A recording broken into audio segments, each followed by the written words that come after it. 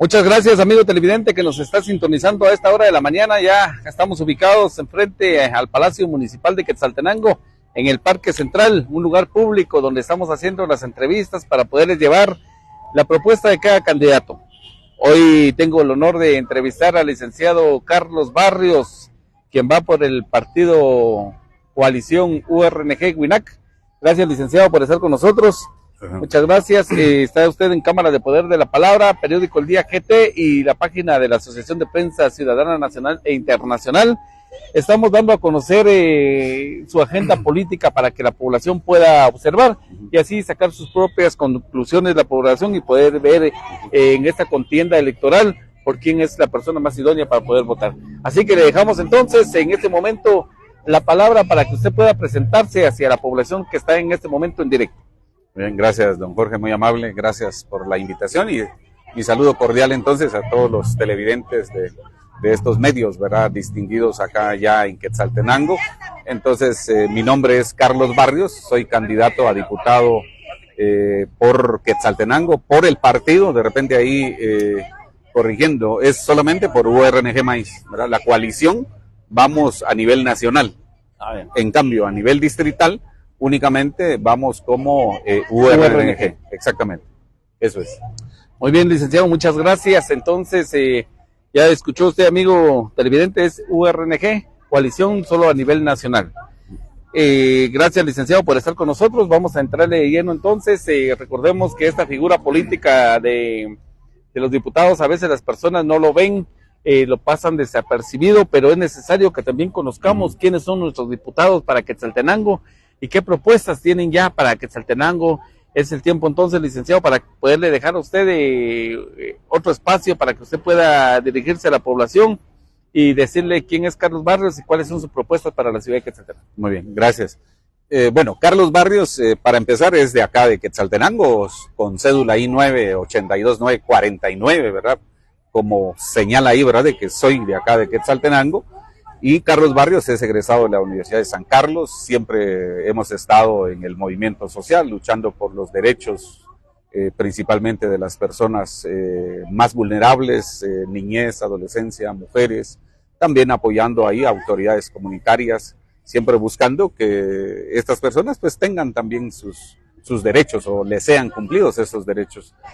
Carlos Barrios siempre ha estado luchando contra la corrupción. Vengo haciendo procesos de auditoría social desde el año 2003 y hasta la fecha estamos ahí luchando en contra de la corrupción. Lógicamente estuvimos participando en comisiones de auditoría y de transparencia a nivel departamental y continuamos asesorando este tipo de trabajo para que la población pues tenga acceso a la información pública en donde sepa de cómo se están manejando sus recursos, ya sea en las municipalidades o a nivel departamental o también en otras delegaciones de instituciones públicas, ¿verdad?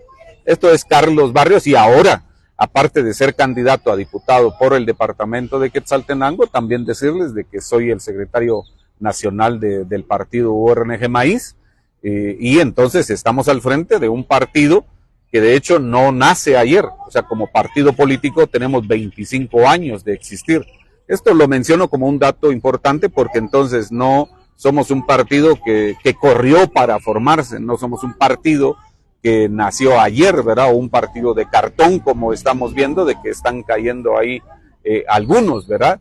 Entonces, como partido político, nosotros mencionar de que fuimos los signatarios de la firma de los acuerdos de paz y que, entre otros elementos que vinieron posterior a la firma de los acuerdos de paz, mencionar que la CICIG fue solicitada en este proceso de firma de los acuerdos de paz y la CICIG vino justamente a buscar, a investigar y a señalar principalmente a todos aquellos cuerpos y aparatos clandestinos de paralelos de seguridad y que fue lo que se convirtió la CICIG. Nosotros como URNG, que estuvimos en las negociaciones de paz y que las firmamos con el gobierno y el ejército, mantenemos nuestra postura, que la CICIG era importante, fue importante y es importante en este momento para poder continuar la lucha contra la corrupción, ¿verdad? Entonces eso lo dejamos claro, de que esto somos nosotros también como URNG en este momento.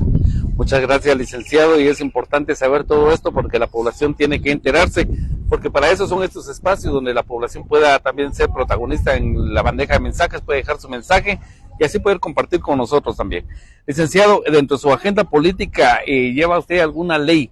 Porque el diputado puede crear leyes, está también para proponer leyes, alguna ley de competitividad, de libre comercio, licenciado, porque nos damos cuenta en el comercio de la canasta básica y los hidrocarburos están por los altos niveles, ya la canasta básica está excesiva y ya las amas de casa y el pueblo ya no aguanta todos esos impuestos que se están creando.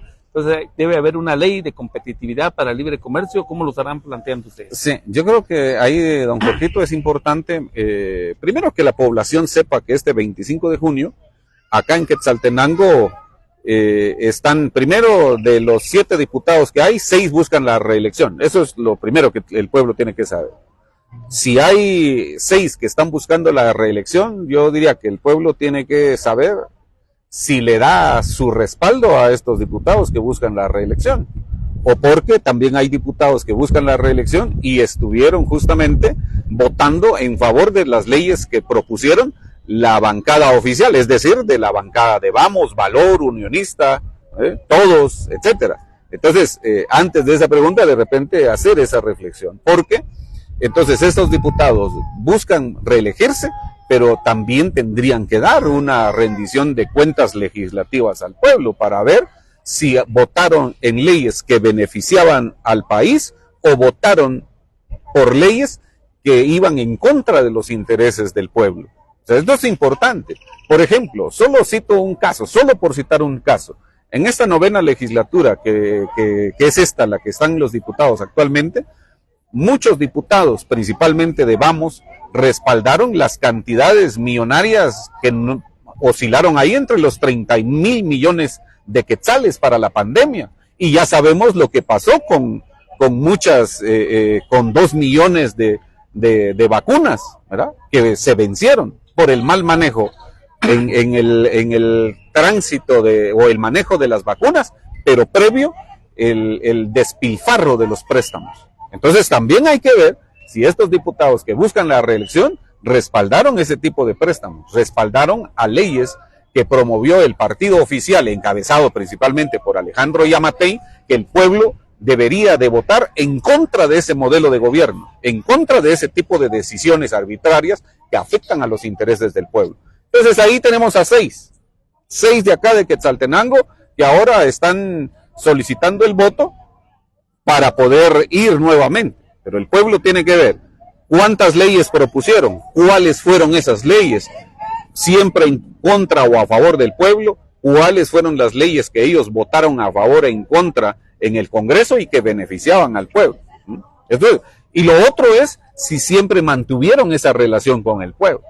Entonces, eso es lo otro importante. Y previo a la pregunta también, compartirles a la población de que un diputado tiene que cumplir con 3 funciones principales. Una es la de legislar, y esta tiene que ver con la que usted preguntaba. La función de legislar también se puede dividir de 2 maneras. Podemos hacer leyes en favor del pueblo, ¿verdad? Que es la que me voy a referir más adelante. Entonces yo estaría proponiendo leyes positivas o leyes en favor de los intereses del pueblo, pero también en esa misma función el diputado debe oponerse, debe alzar la voz, debe pedir la palabra, debe intervenir cuando los intereses del pueblo van a ser afectados, porque alguna bancada, algún partido de la vieja política o tradicional está proponiendo una ley que está vulnerando derechos de la población. Entonces ahí la primera función de legislar y la otra es de fiscalizar, en donde el diputado, en mi caso, yo estaría llegando a instituciones a hacer fiscalización de cómo están manejados los recursos del pueblo, pero también fiscalizar cómo es el desempeño de los funcionarios públicos en esas instituciones. Incluso puede ser desde la misma policía, puede ser gobernación, puede ser municipalidades, puede ser hospitales, centros de salud, dirección departamental de educación, eso, ¿verdad? Entonces podemos hacer esa función. Lo otro es de la intermediación.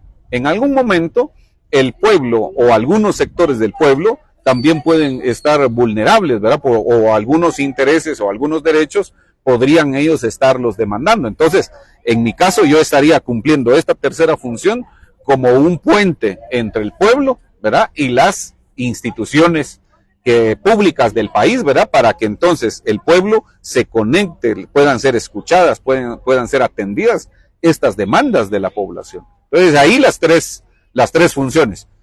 Dicho esto, entonces ahora viene la propuesta que nosotros tendríamos como bancada o como partido URNG en el Congreso, en donde no solamente sería esta ley, la que usted mencionaba, sino todo aquello que incluso podría ser la revisión, por ejemplo, de cómo está funcionando la DIACO, por ejemplo, ¿verdad? En que pueda hacer monitoreos serios, objetivos, ¿verdad? Y claros, que tiendan a buscar cómo la población que está sintiendo el impacto de la economía, ¿verdad? Y que el precio de los combustibles es lo primero que se está justificando por la guerra allá en Ucrania con Rusia, por ejemplo. Entonces esto, a la larga, lo que hace es justificar lo que estamos pasando en la economía acá en el país, pero como diputados lo que tenemos que hacer es ponerle atención a cómo funciona el Ministerio de Economía, a cómo funciona la DIACO y cómo están el gobierno dirigiendo la economía política del país, ¿verdad? ¿Cuál es su estrategia para que la población pobre o empobrecida o de la clase media también los recursos le puedan alcanzar para la canasta básica, para la salud, para la educación? Si el pueblo no le alcanza ni para comer, entonces ¿cómo va a tener? Lógicamente su salud va a ser la primera que va a ser afectada, luego la educación y por supuesto ya la diversión, eso quedará en un último plano porque el recurso económico no le está alcanzando. El derecho del pueblo es tener seguridad, salud y paz. Muchas gracias. Así es, licenciado Carlos Barrios, y es necesario que usted dé a conocer esta situación porque también nos hemos dado cuenta que ya estando en el Congreso, a veces los diputados vienen a ofrecer, vienen a decir, pero se hacen al lado de ese pacto de corruptos, y es donde ya no hay beneficio para el municipio de Quetzaltenango, para los departamentos que les haya dado el voto, el respaldo, como en las elecciones, y se hacen a ciertos poderes oscuros dentro del Congreso, y es donde no se ve reflejado lo que usted decía también, la rendición de cuentas al pueblo, ¿verdad? La relación que se debe tener entre instituciones y el pueblo no se ve reflejado en esta situación. ¿Por qué? Porque se hacen al lado de ciertos intereses políticos.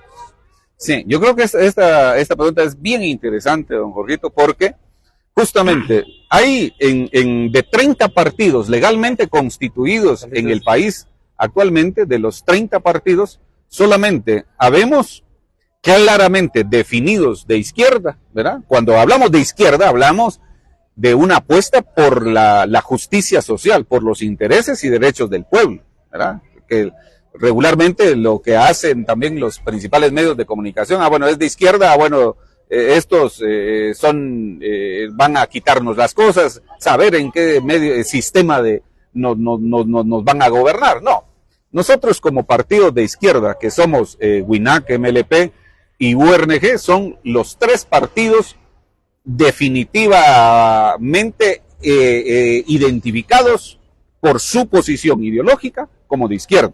Luego hay partidos de centro, ¿verdad? Como Semilla, ¿verdad? Puede ser Voz, ¿verdad? Y ahí hacemos 5 partidos. Pero luego significa que hay 25 partidos de derecha. Pues puedo hablar de Vamos, puedo hablar de Valor, de Unionista, de PAN, de todos, ¿verdad? Prosperidad Ciudadana, etcétera. Estos son 25 partidos que están al lado del pacto de corruptos. Esa pregunta es clave porque en el 2017, cuando venimos a manifestar acá, ¿verdad? Cuando se les empezó a denominar pacto de corruptos, fue porque quisieron cambiar el Código Penal, en donde solo pagando su multa, desde Otto Pérez Molina, Roxana Valdetti y todos los que fueron identificados de corruptos por la CICIG, ellos podían salir de manera libre y de manera rápida. Por eso se les llamó pacto de corruptos. Ahora, estos 25 partidos liderados por el Vamos, ¿verdad? Por el gobierno de Alejandro Yamatei, liderados ahora por doña la señora que está ahí al frente de Valor, Unionistas, y todas esas coaliciones que hacen ellos de los 25 partidos que al pasar a segunda vuelta, no es que sean diferentes, ellos se juntan. ¿Por qué se juntan? Porque tienen intereses comunes, porque han vivido de 70 años, han gobernado a Guatemala, y en esos 70 años lo que han demostrado es su capacidad para generar pobreza, para saquear los recursos monetarios del país, destruir la naturaleza, desviar ríos. Eso sí es lo que han demostrado. Entonces, ese pacto de corruptos están disfrazados en esos 25 partidos, y por eso, cuando ellos se independizan, cuando ellos se desligan de un partido y se pasan a otro, pues solamente cambian de silla porque están siempre en la misma mesa. En cambio, como nosotros como partido de izquierda, URNG, nosotros no podemos cambiar de ideología. Yo tengo 25 años de estar en este partido, no vengo probando de partido en partido a ver cuál me va a traer cuenta. Yo nací en este partido y los 25 años que tiene de existencia de este partido, ahí he estado yo. Mi participación ha sido desde la juventud, dirigiendo el partido a nivel departamental, y ahora soy el secretario nacional y soy candidato por Quetzaltenango. Entonces veamos también cómo los partidos tradicionales o de la vieja política que ponen, por ejemplo, hablar del partido Valor, por ejemplo, a Enrique Degenhardt, por ejemplo, al ministro de Gobernación, fue el que ayudó a sacar a la CICIG, doña Sandra Jovel, que era la ministra de Relaciones Exteriores, que ayudó a la CICIG a que se fuera del país, a Jimmy Morales, ahora quiere ser diputado. ¿Por qué no doña Sandra está en el partido FCN? ¿Por qué no? Si ella fue ministra. ¿Por qué si Degenhardt fue ministro de Jimmy Morales? ¿Por qué no están ahí? Pero están en Valor. Justamente ahí es en donde se muestra lo que usted dice. ¿Por qué cambian? Cambian los de la derecha, cambian los del pacto de corruptos. Un partido de izquierda no se puede cambiar así de manera fácil, ¿verdad? Bueno, ahora voy a cambiar de partido. Eso no puede suceder. No quiero decir que nunca se dé, por supuesto que puede darse, pero es más común que la gente que va a propuesta de Jimmy Morales para ser candidato. ¿Por qué quiere ser diputado Jimmy Morales? ¿Acaso hay satisfacción del pueblo para respaldar a su gobierno? No. Jimmy Morales quiere ser diputado para conservar su derecho a antejuicio o la inmunidad, para que no sea investigado, para que no sea perseguido. ¿Y ahora qué? Su hermano quiere ser presidente. Eso jamás va a poder pasar en el país, ¿sí? Entonces, yo diría que esto es importante. Esa pregunta salió clave para poder explicarle a la población los otros elementos que hay ahí. Así es, Milik, y es necesario darlo a conocer porque la población es la que le interesa saber qué candidatos son los que van y cómo se están manejando, porque recordemos, usted lo ha dicho, Jimmy Morales ahora quiere buscar la inmunidad, es cierto, pero con Sandra, por un ejemplo, quienes van en las primeras cabezas de los diferentes partidos, son puros familiares los que están buscando esa inmunidad de los diferentes partidos, y es entonces cuando nosotros le preguntamos a los candidatos, ¿qué es lo que usted está dispuesto a hacer para su población, para su municipio, que le va a dar el voto, que lo va a respaldar para esta contienda electoral y no pegarse al pacto corrupto, porque ya sabemos cómo está la cúpula allá arriba? Hay otro dato importante que usted dijo de las familias, y esto el pueblo, lo que voy a mencionar, lo tiene que tomar muy en cuenta a la hora de reflexionar su voto. En estas elecciones hay 34 familias a nivel nacional, 34 familias en lista nacional y para la presidencia. Hay 34 familias y entre 34 familias suman 85 votos que podrían estar llegando al Congreso. Repito, 34 familias que hay entre padres, hermanos, hijos, primos y demás, hay 34 familias que quieren llegar al Congreso. Si suman esas personas 85 votos que lleguen al Congreso, con 85 votos se toman las decisiones en el Congreso, se aprueban leyes. Ahora la pregunta es, aquí en Quetzaltenango hay familiares que van ¿en qué partidos? ¿Cuáles son? ¿Cuáles son? Aquí en Xela, nosotros somos una sociedad conservadora, nos da pena, nos da miedo, pero yo les dejaría esa tarea a la población, que busque qué partidos, en dónde va el papá como candidato a alcalde, en dónde va el hijo como candidato a diputado, en qué puestos ha estado y cómo están forzando a los partidos políticos o compran a los partidos políticos, así como dijo el que iba a ser candidato a presidente del partido Prosperidad Ciudadana. Y él dijo la verdad cuando le preguntaron, ¿y cómo compraron el partido? No, y él hasta mencionó el nombre de la dueña del partido político. Eso no puede pasar en el país. Eso es un partido de cartón que llegó este señor Pineda ahí. ¿Y qué fue lo que hizo? Como él dijo, ¿verdad? Es que a mí me dieron jalón, claro, pero ese carro en donde le dieron jalón, ese carro era robado. Eso fue lo que pasó ahí. Entonces el pueblo tiene que entender desde estructuras familiares, cuántas familias a nivel nacional, pero aquí en Quetzaltenango, quién es papá de quién es hijo de quién, y cuántos partidos están proponiendo ese tipo de propuestas de candidaturas. En Quetzaltenango debe analizar. Quetzaltenango no es cualquier departamento. En Quetzaltenango, la gente profesional, la gente trabajadora, los hombres y mujeres, los empresarios, los comerciantes, etcétera, es gente que tiene que ver cómo emitir su voto. Pero eso es solamente de los familiares. ¿Y qué es lo que está también en juego? ¿Qué partidos son financiados por el narcotráfico? ¿Qué partidos son financiados por el crimen organizado?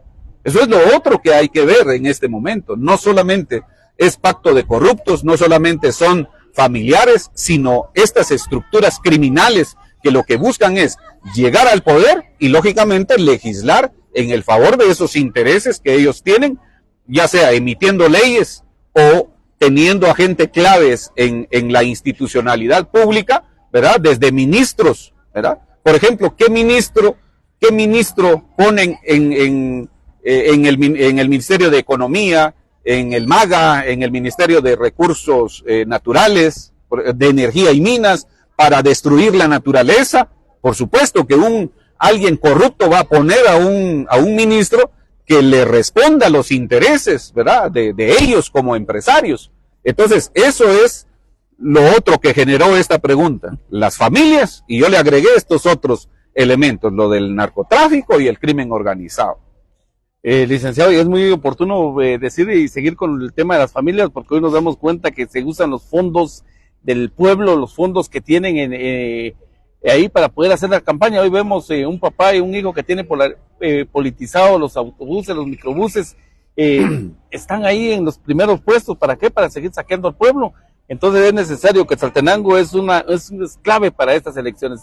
Quetzaltenango es la segunda capital más importante de Guatemala y es clave en estas elecciones y por eso es que yo siempre lo digo, debemos de salir a votar, pero conscientes, un voto informado y libre para este 25 de junio, y es por eso que hoy traemos los candidatos que puedan conversar con ustedes. Tal vez no lo pueden hacer personalmente porque no les da tiempo ir a todos lados, pero este medio está para eso, para poder dar a conocer la agenda política de cada uno. Y lo que usted dice, licenciado, es muy importante, ¿verdad? Que las mismas familias están metidas en los diferentes partidos para tener esa inmunidad, para tener esos beneficios económicos y saquear nuestro país. Sí, yo creo que hay dos elementos ahí. Uno es, por ejemplo, de cómo los partidos políticos están financiando sus campañas.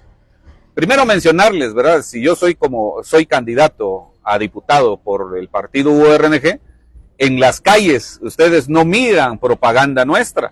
Hay una, diría yo, de cada 100 mantas que hay ahí, una tal vez habrá o ninguna. ¿Por qué? Porque no podemos equipararnos la capacidad financiera que tiene un partido de derecha con lo que tiene un partido de izquierda. Yo lo que hago es, por ejemplo, este tipo de programas ayudan a acercar a la población, porque además de contaminar la ciudad, además de que no hay dinero, no compartimos de que solamente poniendo una imagen en la calle, con eso la población va a votar. No, la población tiene que escucharnos, tiene que vernos y tiene que sentirnos de dónde venimos, ¿verdad? ¿Y por qué estamos participando? Yo estoy participando porque igual que ustedes que me están viendo y escuchando, yo estoy cansado de que el país esté en esta situación.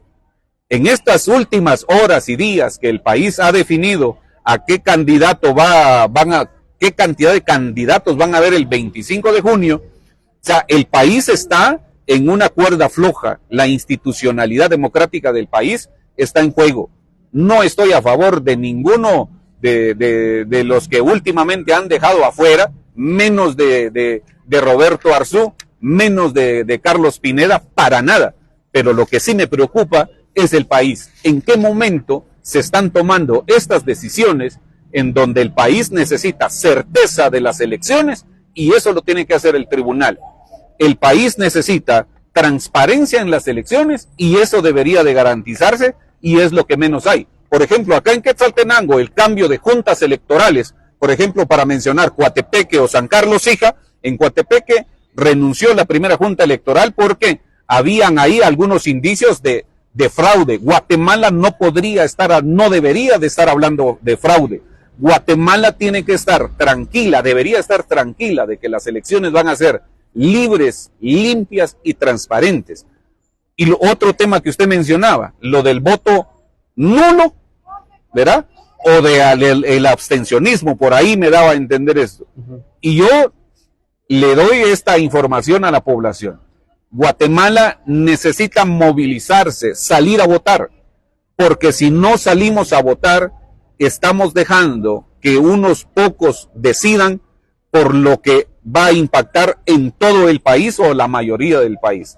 Votar nulo no es sí, por supuesto, en la ley es una opción, pero votar nulo en estos momentos va a ser favorecer a la derecha, va a ser favorecer al pacto de corruptos. Votar nulo es favorecer a las decisiones e intereses de Alejandro Yamatei y a todos estos partidos de Vamos, de PAN, Unionistas, Valor, todos, etcétera. Eso es favorecer entonces con ese voto nulo.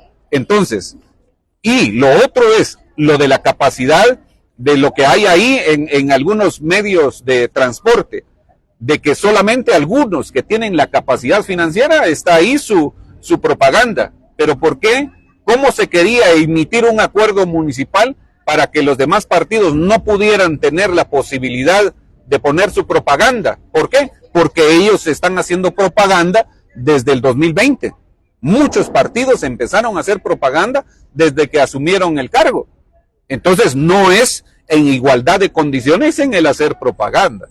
Entonces ahí es un aprovechamiento de un cargo público para hacer de menos a otros partidos que deberían de ponerse de igual a igual, ¿verdad? Para que todos tengamos la misma posibilidad de hacer propaganda, de emitir nuestros mensajes o nuestros planes que tenemos para el pueblo.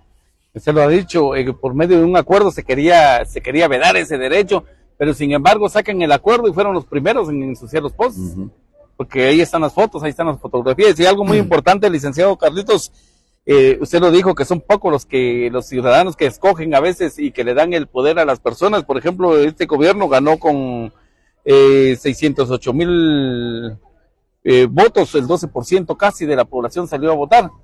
Y los empadronados hasta hoy en día son 9,361,068 empadronados. Tenemos mujeres 5,667,859 millones de mujeres empadronadas. Los hombres son un poco menos, que tenemos 4,293,209, que da el total de 9,365,000. Entonces hay una minoría de personas que son los que ponen a los candidatos, porque no es todo el pueblo el que sale a votar, y es por eso que se dice que hay que salir a votar y que esta vez que salga el pueblo a votar para que tenga representatividad los candidatos, y que tengan representatividad. De menores de 35 años tenemos empadronados apenas 3,893,575 empadronados de juventud. Entonces, ¿cómo van a salir esta contienda electoral si son pocas las familias que salen a votar y son pocos la representatividad que tiene Guatemala, y no tiene una representatividad total de todo el pueblo? Sí, yo creo que esos datos son importantes. Si en Guatemala somos 18 millones de guatemaltecos, hombres y mujeres, y de esos 18 millones, 9,300,000 son los que estamos empadronados, listos para ir a votar, y de esos 9 millones, son el 54%, ese dato que usted tiene ahí es el correcto. Las mujeres representan el 54% de ese padrón electoral, es decir, que las mujeres tendrán la gran responsabilidad y pueden definir las elecciones. Y ahora la juventud, la mayor parte de la juventud está también ahí en ese padrón electoral. Esto significa que entre jóvenes y mujeres son las que pueden decidir lo que va a suceder en el país, pero esos hombres y mujeres no pueden quedarse en su casa, deben de manifestarse, tienen que salir a votar, tienen que ejercer ese derecho. Luego, tampoco, si van a las urnas, no pueden, tienen derecho, por ejemplo, a votar nulo, yo no estoy en contra de eso, pero votar nulo de hombres, recibir el voto nulo de mujeres y los jóvenes, yo creo que sí es un desperdicio del voto. Entonces, por lo tanto, este porcentaje que nosotros vamos a tener de votantes son los que vamos a decidir el destino de este país. En nuestra mano, ¿verdad? Cuando vayamos a poner la X, tenemos esa responsabilidad de que el país debe cambiar, merece cambiar, y la única manera de arrebatarle el poder a este pacto de corruptos, a estos partidos de la vieja política, ¿verdad? Que están ahí dirigidos desde Alejandro Vamos, el partido Vamos, Todos, Valor, etcétera, ¿verdad? Ellos, ¿verdad? Se los podemos quitar llegando a las urnas, a votar de manera consciente. Yo soy de izquierda, pero también mencioné a los otros partidos. Por supuesto, yo quiero ganar y quiero ganarme la confianza de ustedes. Pero si no votaran por mí, por lo menos que voten por partidos como WINAC, ¿verdad? Como el MLP, ¿verdad? Que estamos definidos ideológicamente, pero que no le demos ni un voto a gente que se le quiere reelegir, a ni una candidato o candidata que esté pidiéndole el voto a usted, pero haya votado en favor de los partidos tradicionales o haya votado en contra de los derechos del pueblo. ¿Sí? Licenciado, y hay otro problema grande que es el mercantilismo de los votos también, que también hay mucho mercantilismo en ese sentido, que tratan de comprar a la población o amenazar a la población en ese sentido. Sí, yo creo que está la parte también, yo creo que tiene dos lecturas. Uno es para el votante, ¿verdad? Se está especulando por ahí, o sea, digo especulando porque es información que anda ahí en las calles, ¿verdad? De que el voto ahora, que un partido de derecha, ¿verdad? Los partidos de derecha son los que compran los votos y pueden estar entre 500 quetzales para arriba. Pero el pueblo tiene que reaccionar. Si ese partido, si ese diputado de candidato me está dando 500 quetzales, ¿por qué me paga? O sea, ¿por qué no me forma? ¿Por qué no me informa? ¿Por qué no me convence? Pero ¿por qué me da ese dinero? ¿Por qué? ¿O no tiene él la capacidad de explicarme lo de su plan de gobierno? ¿O realmente quiere comprar mi voluntad y le sirve mi voto para mantenerse en ese poder del pacto de corruptos? Eso es lo primero. Pero lo otro es a lo de los fiscales. Nosotros, para defender el voto, cada partido tiene que tener fiscales en cada una de las mesas y centros de votación. Pero los partidos de derecha también ya están hablando en que van a pagar el día de 500 quetzales para arriba.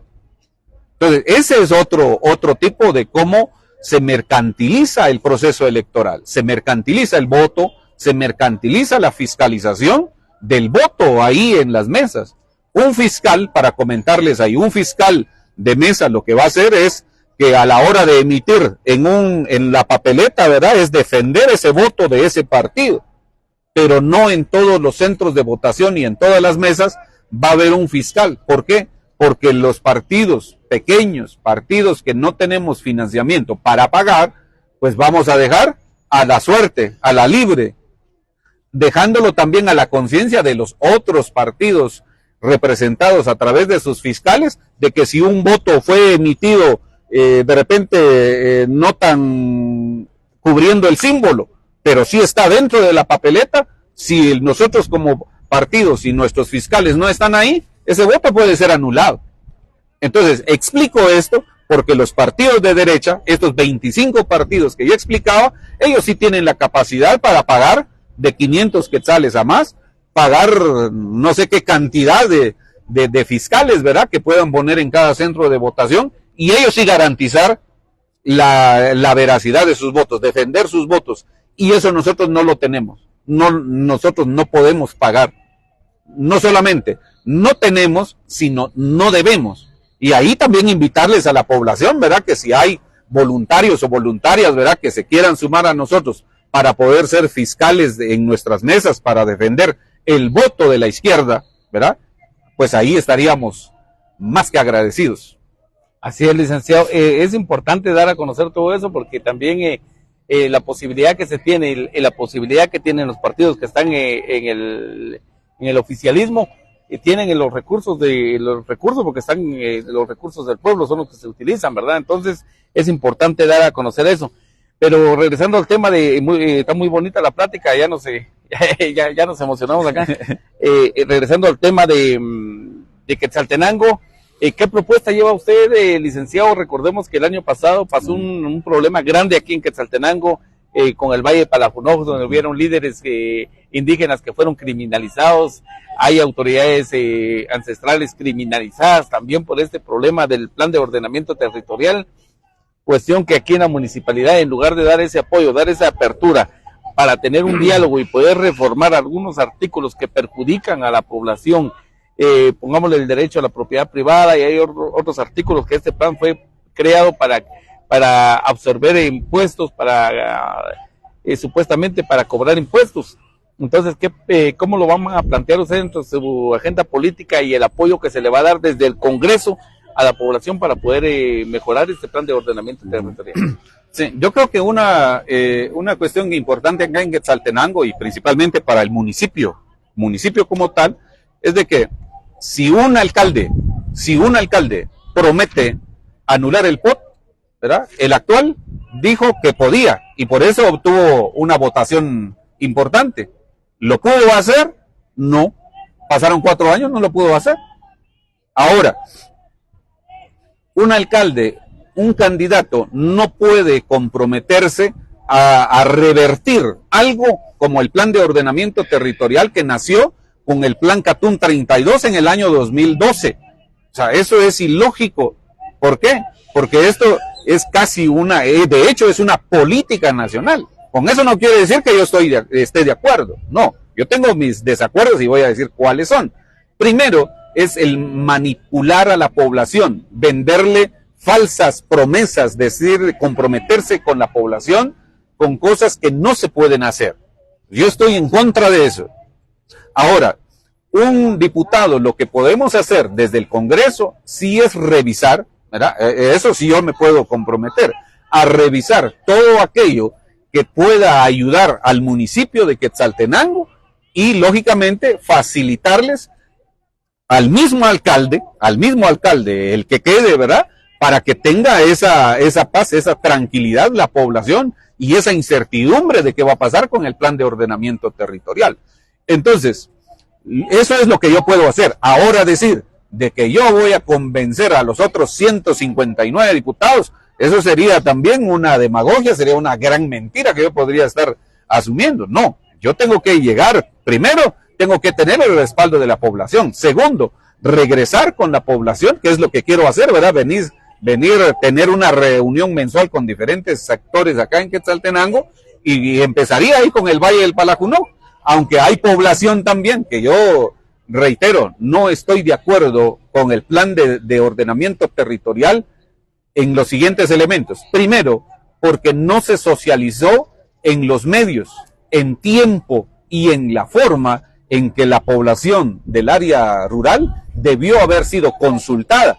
A mí me consta, tuve en mis manos actas en donde hubieron comunidades como Tierra Colorada Baja, Xecaracoj, en donde en un centro de convenciones en el anterior gobierno a Grijalva, ahí fue en donde se aprobaron, ¿verdad? La comunidad de Xecaracoj reunida en tal centro de convención, no, la comunidad está allá, en la comunidad no está en un restaurante, en un centro de convenciones. Ahí es en donde la población, por supuesto, reacciona negativamente porque no se le consulta, no se le pregunta, no se consensúa lo que de las demandas, no se conoce la realidad de esa comunidad y es lógica la reacción negativa de la población, ¿verdad? Entonces, yo lo que voy a hacer, primero, decía, reunirme con esta población del área del Valle del Palajunó, y lógicamente también ayudar a que los otros diputados que podamos entrar, sensibilizarlos o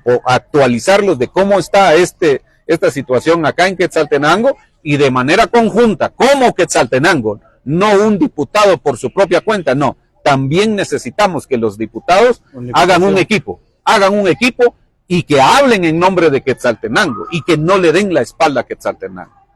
Así es, licenciado, y recordemos que no solo es del Valle Palajunó, no solo es de Quetzaltenango, es de las 24 comunidades y las 2 aldeas que existen en Quetzaltenango.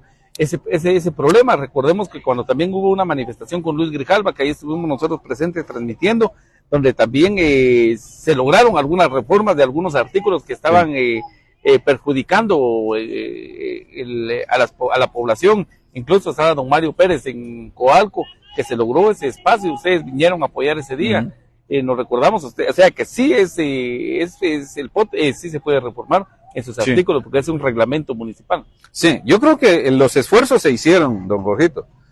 El papel que jugó la Universidad de San Carlos fue determinante. El papel que jugaron las autoridades comunitarias en su momento fue importante. La apertura que mostró la municipalidad fue importante. Yo creo que aquí, en este caso del plan de ordenamiento territorial, no estamos diciendo que estamos en contra del desarrollo, estamos en contra de la imposición. En eso estamos en contra. Yo creo que Quetzaltenango, con todas las universidades que tenemos y con esa apertura ya demostrada y con la voluntad política del gobierno municipal y el papel que puedan jugar las comunidades a través de sus autoridades, se puede llegar a un plan específico, ¿verdad? O propio, un plan local de ordenamiento territorial. Pero eso tiene que tener elementos de pertinencia cultural. O sea, no es lo mismo vivir en la zona 1, vivir en la zona 3 de Quetzaltenango que vivir en Las Majadas, en Xecaracop, no es lo mismo. O sea, ahí es en donde tenemos que tener esa coherencia, nos tenemos que ubicar, nos tenemos que contextualizar. La población del área rural no está en contra del COT, está en contra de la imposición y de la inconsulta que se hacen las decisiones y luego se imponen. Así es, Lick. Dentro de su agenda legislativa, licenciado, ¿ustedes llevan alguna ley para poder contrarrestar la delincuencia y el crimen organizado en seguridad y justicia? Sí, nosotros tenemos en una línea de nuestro plan de gobierno, llevamos la seguridad en democracia. Nosotros, la Policía Nacional Civil existe por la propuesta que hizo oportunamente la URNG en el proceso de negociación de los acuerdos de paz. Por eso surge la Policía Nacional Civil, y ahora lo que hay que hacer es una reforma, una actualización de la Policía Nacional Civil para que sea coherente con este contexto que ahora tienen el crimen organizado. Eso es lo que hay que hacer.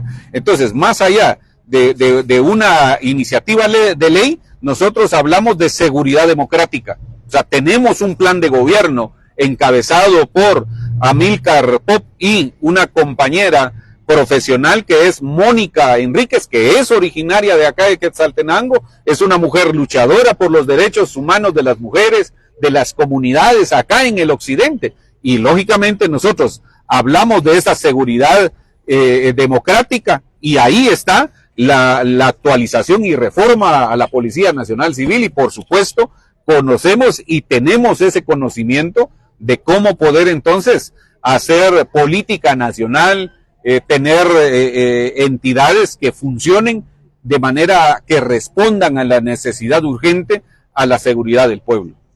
Así es, licenciado, muchas gracias. Ya vamos a ir terminando nuestro programa, licenciados. Ya sabemos que su agenda está muy ocupada, pero queremos saber también alguna ley que venga a proteger a la niñez y la juventud, porque recordemos que es necesario, hay una política pública que se está generando para la protección de la niñez y la juventud, pero necesitamos leyes más concretas para poder erradicar todo ese problema. Sí, yo creo que nosotros tenemos todo primero el conocimiento del contexto en qué realidad está la niñez. Primero, la niñez desnutrida, ¿verdad? De ese, como dijo el candidato que ahora ya no es candidato, ¿verdad? Que él dijo que no había desnutrición acá en el país, pues era una irresponsabilidad también de su parte, ¿verdad? En desconocer de que hay una niñez, ¿verdad? Que el 50% vive en desnutrición. e incluso en desnutrición crónica. Para nosotros eso es importante, proteger a esa población de la niñez vulnerable a través de la asignación presupuestaria que sí la puede hacer un diputado para el presupuesto de ingresos y egresos de la nación. Eso es lo primero que nosotros tenemos que hacer. Luego, nuestra participación en la Comisión de la Niñez y la Familia en el Congreso de la República. Entonces, más allá de leyes, es ir a lo concreto, es ir a darle vida, es a dinamizar a toda esa institucionalidad que debe responder a esa niñez que necesita del Estado, que el Estado se haga presente en donde está ausente. Por ejemplo, si acá en Quetzaltenango hay niñez trabajadora, ¿qué es lo que ahí pasa? O sea, nos hemos acostumbrado tanto que los derechos de la niñez y la adolescencia, ¿verdad?, se quedan en el olvido. ¿Será que es necesaria más leyes o hay necesidad de que los funcionarios que lleguen a los cargos sean más coherentes y cumplan con las leyes que están ya plasmadas? Si hay en algún momento necesidad de actualizar o generar otra ley, pues con todo gusto eso se puede hacer, pero en consulta de aquellas instituciones que están trabajando en favor de los derechos de la niñez y la juventud. Una ley que nosotros que de hecho ya está ahí, la iniciativa 5070, es proteger a los bienes naturales y principalmente el agua. El agua es algo que está mercantilizado ya, está ya como mercado, pero no está siendo cuidado. Hay por ejemplo, en Totonicapán, acá mismo en Quetzaltenango, en donde hay grandes zonas boscosas, ¿verdad? Pero lo que se está considerando en algún momento, ¿verdad?, como estos partidos de derecha con leyes, ¿verdad?, que puedan irrumpir, que puedan interrumpir el cuidado o el ejercicio que estas personas hacen a los bienes naturales. Y ahí lo que se viene es el agua. Entonces nosotros tenemos esa iniciativa que respaldar, porque esa iniciativa 5070 del agua se hizo desde el 2015 con una caminata que empezó en Tecún, que duró 8 días y terminó en la ciudad capital. Esa iniciativa del agua. La otra es la Ley de Desarrollo Económico de las Mujeres, la Ley DEM. Ya esa iniciativa ya está ahí en segunda lectura y lógicamente al llegar yo al Congreso me comprometería, como lo he hecho sin ser diputado, ¿verdad?, en trabajar por los derechos de las mujeres. Y hay otra iniciativa que está ahí desde hace mucho tiempo, que es la Ley de Desarrollo Rural Integral, que está ahí engavetada. Esa Ley de Desarrollo Rural, esa es importante, que nosotros la saquemos y le demos vida, entre otro paquete de iniciativas, lógicamente favorables al pueblo.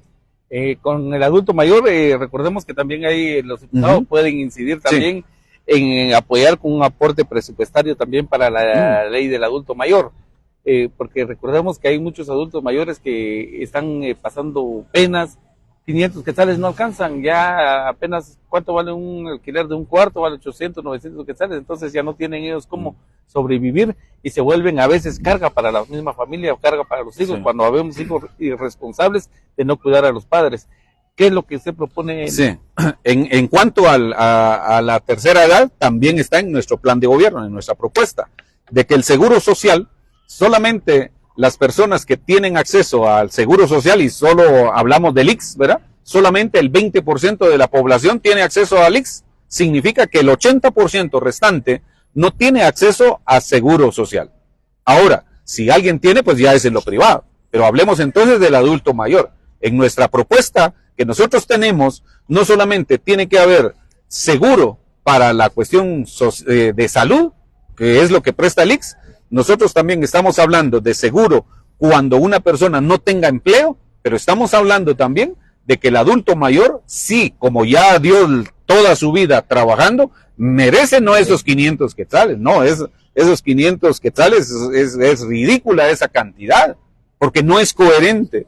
Yo creo que definitivamente el país está como está, porque los gobiernos así lo han pensado, en cómo aprovecharse de la juventud, de las mujeres, del adulto mayor, ¿verdad? Entonces yo, para iniciar, lo que puedo hacer como diputado, sí es revisar esos rubros, esas maneras o esa normatividad jurídica en donde deja en desventaja a la población de la tercera edad, en revisar y actualizar en donde no sea, si son 500 quetzales, pues eso es por decir un monto, pero también podemos considerar que sea duplicada esas cantidades que el adulto mayor está recibiendo, lógicamente, previo análisis, ¿verdad?, presupuestarios de dónde sacar esos fondos, ¿verdad? Es muy importante eso, licenciado, porque hay que saber también que a veces las personas se consideran personas de la tercera edad, a los 65 años según la ley, ¿verdad?